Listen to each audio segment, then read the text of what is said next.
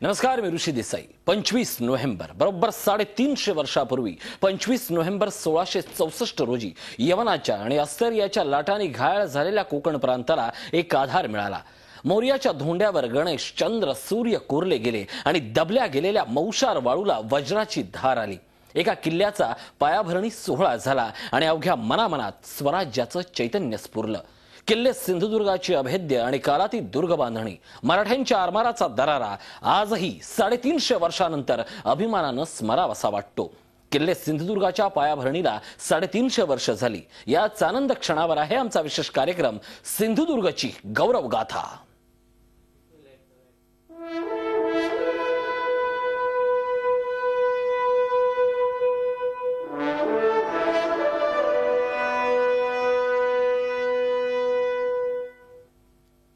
किल्ले सिंधुदुर्ग 25 नोव्हेंबर 1664 या दिवशी छत्रपती शिवाजी महाराजांनी किल्ले सिंधुदुर्गची पायाभरणीला सुरुवात केली।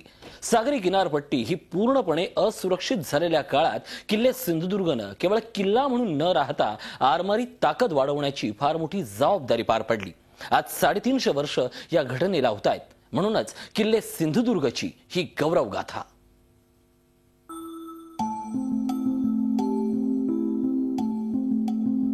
किल्ले सिंधुदुर्ग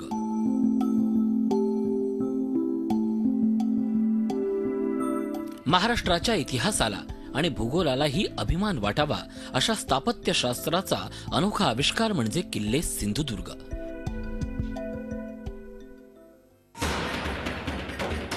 पावणे 400 वर्षापूर्वी कोकण किनारपट्टीवर समुद्री चाचे, डच, आदिलशहा, सिद्दी, उन्मत्त इंग्रज आणि पोर्तुगीजांनी थैमान मांडलं होतं।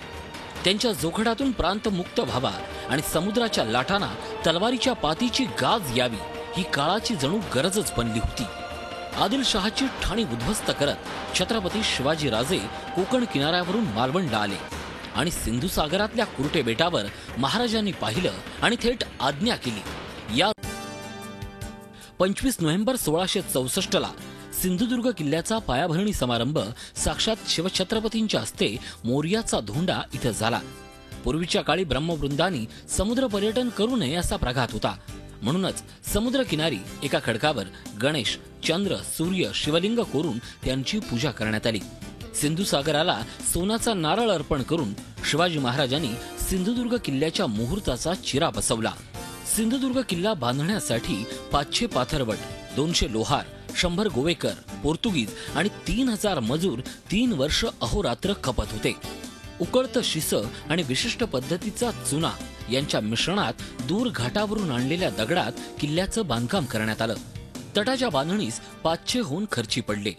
सिंधुदुर्ग किल्ल्याचं बांधकाम 29 मार्च 1667 रोजी पूर्ण झालं। त्याप्रसंगी छत्रपती स्वतः उपस्थित होते अशी इतिहास दप्तरातील कागदपत्र सांगतात। सुमारे 42 बुरुजांच्या नागमोडी वळणाकृती असलेला हा किल्ला अनेक दृष्टीनं महत्वाचा आहे। समुद्रावर अधिपत्य, सागरी आरमाराची ताकद साऱ्या जगाला कळली आणि कोकण किनारपट्टीवर सुराज्याची भावना निर्माण करण्यात सिंधुदुर्गाची मोलाची भूमिका होती। सिंधुदुर्ग किल्ल्यावर महाराजांच्या डाव्या पायाचा आणि उजव्या हाताचा ठसा आहे। किल्ल्याच्या मध्यभागी छत्रपती राजाराम महाराज यांनी छत्रपती शिवाजी महाराजांच्या मंदिराची उभारणी केली आहे। विरासनातील महाराजांची वेगळ्याच रूपातील ही मूर्ती आहे। संपूर्ण सिंधुदुर्ग किल्ला हा महाराजांच्या अद्भुत स्थापत्य विशारदतेची जाणीव करून देतो।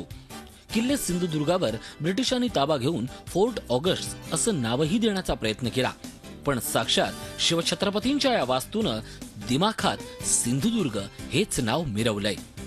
सिंधुदुर्ग किल्ल्याचा पायाभरणी दिवस अर्थात 25 नोव्हेंबरला 350 वर्ष पूर्ण होत आहेत। 84 बंदरात हा जंजिरा मोठा आणि 18 टोपीकरांचे उरावर अजिंक्य दुर्ग होता असं बखरकार अभिमानानं म्हणतात। भर समुद्रात आरमाराची ताकद दाखवणारा हा इतिहास आज काळाच्या लाटांवर 350 वर्षानंतरही मोठ्या दिमाखात उभा आहे।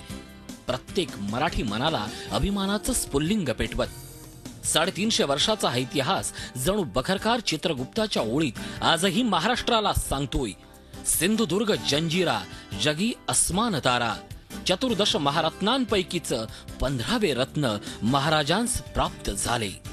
ऋषी देसाई, झी मीडिया, मुंबई। सिंधुदुर्ग किल्ल्याच्या बांधणीचा शुभारंभ मोर्याचा दौंडा येथे 25 नोव्हेंबर 1664 रोजी झाला. 350 वर्ष पूर्ण होत आहेत. आपण या निमित्तानं ही स्मरणगाथा पुन्हा जागवणार आहोत. आपल्यासोबत पुण्याहून असणार आहेत ज्येष्ठ इतिहास संशोधक निनाद बेडेकर. सर, स्वागत आपलं झी 24 तास मध्ये. किल्ले सिंधुदुर्गाच्या बांधणीला आजच्या दिवशी सुरुवात झाली. आज 350 वर्ष पूर्ण होत आहेत. साधारणपणे 450 वर्षापूर्वीचा तो काळ, कोकण किनारपट्टीवरची ती अस्थिरता आणि या किल्ल्याच्या बांधणीची भौगोलिक महत्त्वता यावर काय सांगाल? भौगोलिक महत्त्व असं आहे की गोवा जवळ आहे आणि गोवा पोर्तुगीजांच्या ताब्यात आहे. तर शिवाजी राजांनी जे काही जंजिऱ्यांची निर्मिती केली त्याच्यात गोव्याच्या पोर्तुगीजांना शह देण्यासाठी त्यांनी सिंधुदुर्ग बांधला, सिद्ध्यांना शह देण्यासाठी पद्मदुर्ग बांधला आणि मुंबईच्या इंग्रजांना शह देण्यासाठी त्यांनी खांदेरीचा दुर्ग बांधला. सिंधुदुर्ग हा एकूण 44 बुरुजांचा किल्ला आहे. त्याचा परीघ जर का पाहिला तर जवळजवळ 3.5 ते 4 किलोमीटर आहे. आणि शिवाजी राजांनी त्या बेटाची जी निर्मिती केली ते बेट काही साधं नाही आहे. कुर्टं नावाचं बेट होतं आणि तरांडी चक्राकार जातात कारण तिथं दगड आहेत आणि त्या ज्या काही होड्या आहेत त्या होड्या तिथल्या नावाड्यांना ते खडक कुठे ते माहीत असल्या कारणानं ते व्यवस्थित नेऊ शकत असत. आणि सिंधुदुर्गावर तसा हल्ला करणंही एकदम अवघड आहे. त्यामुळे शिवाजीराजांनी सिंधुदुर्गाची म्हणजे त्या बेटाची निवड केली आणि 64 साली हा किल्ला बांधायला काढला. आणि शिवाजीराजे लगेच आग्र्याला निघून गेले. पण हा किल्ल्याचं बांधकाम त्याचा जो इमारत खात्याचा प्रमुख होता हिरोजी इंदुलकर यांनी ते चालू ठेवलेलं होतं. आणि शिवाजीराजे परत आल्याच्या नंतर ज्या वेळेला ते मालवणला आले त्यावेळेला सिंधुदुर्ग हा उभा राहिलेला पाहिल्यावर त्यांना अतिशय आनंद झाला. एक म्हणजे त्याची तटबंदी भक्कम आहे आणि त्याच्या पायात शिसं घातलेलं आहे, त्यामुळे समुद्राच्या लाटांचा परिणाम हा दगडावर काही होत नाही आहे. त्या बेटावर गोडं पाणी आहे, म्हणजे गोडं पाणी असल्याशिवाय त्या बेटावर किल्ला होऊ शकत नाही. त्यामुळं 3 मोठ्या विहिरी आहेत, दहीबाव, दूधबाव आणि साखरबाव अशा नावाच्या फार सुंदर विहिरी आहेत. शिवाजी महाराजांचं मंदिर आहे तिथं. आणि सगळ्यात गंमत हे शिवकालीन आणि शिवाजी महाराजांच्या बांधकामातलं वैशिष्ट्य असं आहे की पहारेकरी इकडं तिकडं कुठं जाऊ नयेत म्हणून त्यांनी तटात शौचकूपांची व्यवस्था केलेली आहे. तेही जवळजवळ 40 त्या सिंधुदुर्गाच्या तटात आहेत. आणि सिंधुदुर्गाला पूरक म्हणून किनाऱ्यावर सुद्धा त्यांनी 1-2-3 छोटे छोटे दुर्गांची निर्मिती केली. सिंधुदुर्गाला लागून एक पद्मगड नावाचा एक किल्ला आहे. त्याच्यानंतर हिराकोट म्हणून एक छोटासा किल्ला आहे, एक सर्जेकोट नावाचा किल्ला आहे, एक राजकोट या नावाची तटबंदी आहे. त्यामुळे हे पूरक किल्ले असतात. सिंधुदुर्ग प्रायमरी फोर्ट आहे आणि बाकीचे सेकंडरी फोर्ट्स आहेत. सर, सिंधुदुर्ग हा केवळ दगडांचा किल्ला नाही आहे तर खऱ्या अर्थानं आरमारातला महत्त्वाचा जलदुर्ग आहे. महाराजांची सागरी आरमाराची संकल्पना आणि दर्यावर स्वराज्याचा वचक असावा या दोन्ही दृष्टीनं सिंधुदुर्गाचं वेगळेपण काय सांगाल? शिवाजीराजांनी सुरत ज्या वेळेला लुटली त्यावेळेला त्यांना तिथे जी काही लूट मिळाली त्यावरून त्यांनी किनारपट्टी सुरक्षित करण्याच्या दृष्टिकोनातनं मोठं पाऊल उचललं. त्याच्या आधी त्यांनी आरमार बांधायला काढलेलंच होतं. आणि गंमत म्हणजे शिवाजी महाराजांनी सुरुवातीला जे आरमार बांधायला काढलं हे पेण, कल्याण आणि भिवंडी इथं 20 गुराबा बांधायला काढल्या. आणि त्याच्यासाठी काही पोर्तुगीज लोक कामाला होते. रोई लेंता व्हिएगश आणि फेर्नाव व्हिएगश असे बापलेख होते. त्यांच्याबरोबर 450 लोक होते.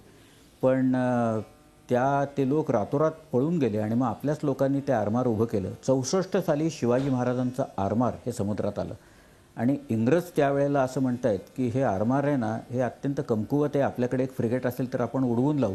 असं म्हणणारे इंग्रज 15 वर्षानंतर खांदेरीच्या लढाईत म्हणायला लागले की शिवाजी महाराजांच्या आरमारात जशा होड्या आहेत तशा होड्या आपल्या आरमारात हव्यात. हे 15 वर्षात आरमारात जे ट्रान्सफॉर्मेशन झालं आणि इंग्रजांच्या विचारात जे काही झालं यातनंच शिवाजी महाराजांचा मोठा दृष्टिकोन आणि त्यांचं आरमाराविषयीचं कर्तृत्व हे आपल्याला दिसून येतं. सिंधुदुर्ग हा जो त्यांनी नेमक्या ठिकाणी बांधलेला आहे आणि पोर्तुगीजांना शह देण्याच्यासाठी त्याचा फार मोठा उपयोग झालेला आहे. शिवाजी महाराजांचं आरमार वरवायचं असतं. वरवायचं म्हणजे पावसाळ्यात हे आरमार कुठेही समुद्रात जात नाही, त्यामुळे ते कुठल्या तरी बंदराच्या आधाराने राहतं. त्यामुळं मालवण हे जे बंदर होतं हे बंदर अत्यंत मोक्याचं होतं आणि शिवाजी महाराजांचं आरमार हे मालवणला वरवत असत. पण एकच जे गाव असतं ते दरवर्षी तिथं वरवायला लागलं तर त्या गावाला खूप त्रास होतो खलाशांच्याकडनं. म्हणून शिवाजी महाराजांनी अनेक इतर जंजिऱ्यांची निर्मिती केली सिंधुदुर्गाबरोबरच. पण सिंधुदुर्ग 18 टोपकरांचे उरावर शिवलंका अजिंक्य जागा निर्माण केला असं म्हटलं आहे. आणि त्याला शिवलंका अनेक जणांनी म्हटलेलं आहे. 18 टोपकर म्हणजे आपल्याकडं डच होते, डॅनिश लोक होते, त्याच्यानंतर पोर्तुगीज होते, इंग्रज होते, फ्रेंच होते. या सगळ्यांना युरोपियन पॉवर्सना सगळ्यांना टोपकर म्हणत असत. तर वेंगुर्ल्याला डचांची वखार होती, त्याच्यानंतर राजापूरला फ्रेंचांची वखार होती, राजापूरला इंग्रज होते, गोव्याला पोर्तुगीज होते. त्यामुळे हे सगळे जवळच तिथं असल्या कारणानं शिवाजीराजांनी अत्यंत अचूक अशी निर्मिती केली. यावरून त्यांची हेरण्याची दृष्टी दिसून येते. आणि बांधकामाच्या बाबतीत जर का म्हणाल तर बांधकामाचं असं आहे की त्या शिळा ज्या असतात त्या घडवायच्या असतात आणि त्याला लाकडाचे सागाचे हे मोठमोठे सोट लागतात, त्याच्यावरनं ढकलत त्या शिळा न्याव्या लागतात आणि अचूक ठिकाणी त्या बसवाव्या लागतात. आता तट उभे करणे काही ठिकाणी 30-30 फूट उंचीचा तट आहे, म्हणजे शेवटी वरती तो दगड न्यावा लागतोच काही झालं तरी. त्याच्यासाठी स्लोप तयार करतात आणि त्या स्लोपवरनं खूप लांब स्लोप्स असतात आणि त्याच्यावरनं ते दगड नेतात. सिंधुदुर्गाची गंमत अशी आहे की त्याची जी पॅरापेट वॉल आहे, म्हणजे वरनं आपल्याला सिंधुदुर्ग हा पूर्ण फिरता येतो आणि बघता येतो, त्याच्यावरनं नजर ठेवता येते आणि अत्यंत अचूक मोक्याची जागा म्हणून सिंधुदुर्गाचं नक्कीच अचूक मोक्याची जागा असंच याचं वर्णन करता येईल. स्मरण 350 वर्षांचं आपण करतोय. एक छोटासा ब्रेक घेतोय. नक्की पाहत रहा सिंधुदुर्गाची गौरव गाथा.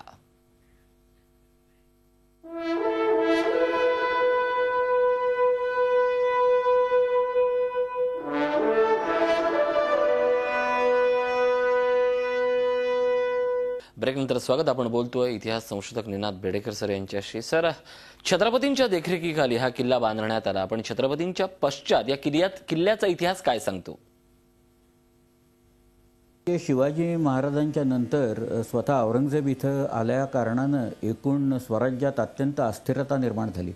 9 वर्ष संभाजीराजे लढले, पण संभाजीराजांचा 89 साली मृत्यू झाल्यानंतर राजाराम महाराज हे रायगडावरनं निघाले, प्रतापगडावर आले, ते विशाळगडावर आले, पन्हाळगडावर आले, विशाळगडावर आले आणि नंतर सिंधुदुर्गाच्या इथनं ते पुढं गेले. अर्थात कर्नाटकातनं ते जिंजीला गेले.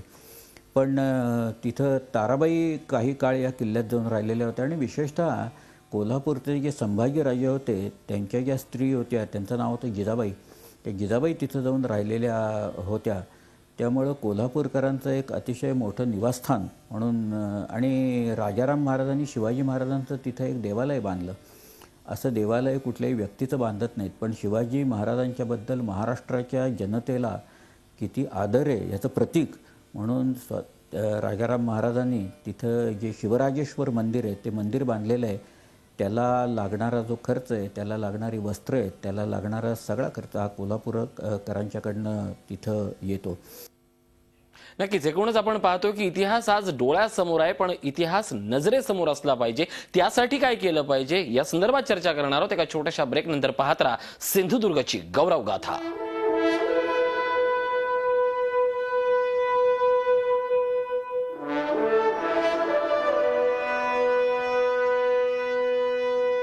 ब्रेकनंतर स्वागत. आपण बोलतोय निनाद बेडेकर यांच्याशी. सर, 350 वर्षानंतर आज केवळ इतिहास आहे, हा इतिहास वाचतोय, पण खऱ्या अर्थानं जर इतिहास जिवंत करायचा असेल तर नेमकं आपण काय करायला हवं? आपल्याकडे जे म्हणजे पगार, कोठे, बतेले, गुराबा, गलबत, गॅलीज, त्याच्यानंतर अशी जी सगळे डोज, हे जे जहाजांचे प्रकार होते, हे प्रकारांची मॉडेल्स तिथं करून ठेवता येतील. एक मरीन पार्क उत्तम करता येईल. तिथं गाईड्स आपल्याला ट्रेन करता येतील. सिंधुदुर्गाची पेठ म्हणजे मालवण, ही मालवणाची भरभराट प्रचंड प्रमाणात होईल, कारण गोवा इतकं जवळ आहे तिथनं. गोव्याहून हे लोक येऊ शकतील. आणि जर का आपण सोनेलुमिये म्हणजे लाईट आणि साऊंड याच्या आधाराने आपण जर का तिथं आरमारी लढाया, शिवाजी महाराजांच्या खांदेरीची लढाई असेल इंग्रजांची केलेली, किंवा डर्बी नावाचं जे जहाज कान्होजी आंग्र्यांनी पकडून आणलं, हा जर का आरमारी इतिहास आपण त्या माध्यमातून जर का उभा केला आणि त्याचे रोज जर का आपण शोध जर का केले तर तिथं अत्यंत गर्दी वाढू शकेल. मराठ्यांचा आरमारी इतिहास लोकांच्या समोर येईल आणि तो बघण्यासाठी गोव्याहून अक्षरशः पर्यटकांची प्रचंड प्रमाणात गर्दी होईल. आणि काही जी आपल्याकडची राज्य पर्यटनावरच जगतात किंवा युरोपातली काही राष्ट्र पर्यटनावर जगतात. तद्वत आपल्याला कोकणपट्टी जी आहे आणि विशेषतः मालवणचा सिंधुदुर्ग, तिथं असलेला विजयदुर्ग, तिथं असलेले छोटे छोटे इतर किल्ले हे सुद्धा लोकांना दाखवून आपल्याला हा भाग हा सुजलाम सुफलाम करता येईल असं मला वाटतं. नक्कीच इथल्या वाळूच्या कणाकणावर इतिहास कोरलेला आहे. हा कणाकणावरचा कोरलेला इतिहास आपण नजरेनं वाचला पाहिजे, समजून घेतला पाहिजे, तरच खऱ्या अर्थानं या गडकोटांचं स्मरण होईल, हे मात्र नक्की. धन्यवाद सर, आमच्याशी बोलल्याबद्दल. आपल्यासोबत निनाद बेडेकर होते. सिंधुदुर्गाच्या यशोगाथेवर होता आमचा विशेष कार्यक्रम. इथेच थांबतोय. पाहत राहा झी 24 तास. रहा एक पाऊल पुढे.